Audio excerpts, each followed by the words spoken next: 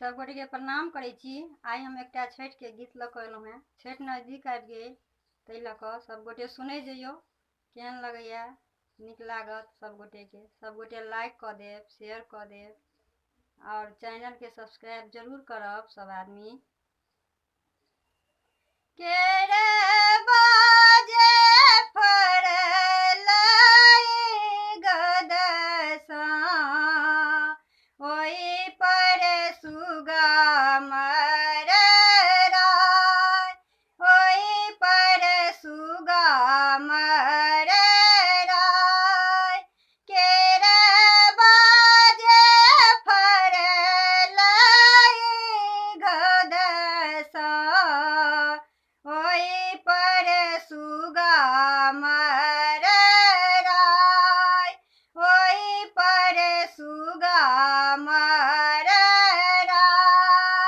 मारबौ रे सुगबा धनुष सँ, सुगा खसे मुरुछाय, सुगा खसे मुरुछाय। सुगनी जे कानै बिरग सँ, आदित्य होयौ ने सहाय, आदित्य होयौ ने सहाय। नेमुआ जे फड़लै गदसा, ओहि पर सुगा मरराय, ओहि पर सुगा मरराय।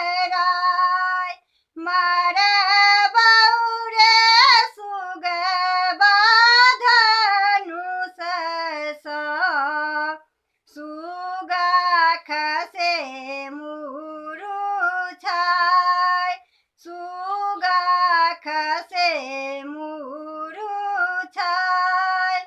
सुगनी जे कानै बिरग सँ, आदित्य होयौ ने सहाय, दीननाथ होयौ ने सहाय।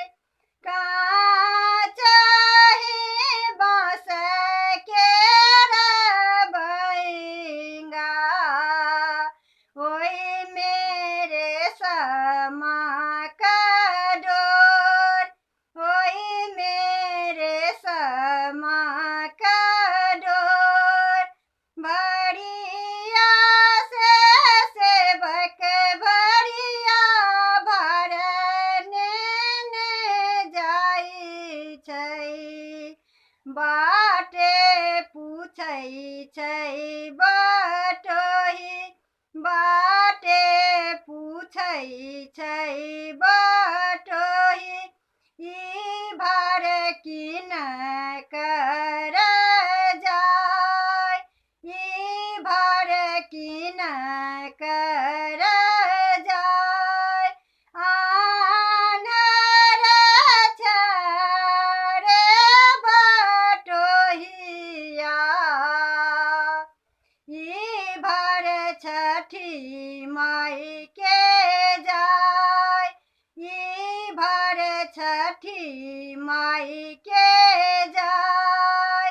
आन्हर छारे बटोहिया, ई भार छठी माई के जाय, ई भार दीनानाथ के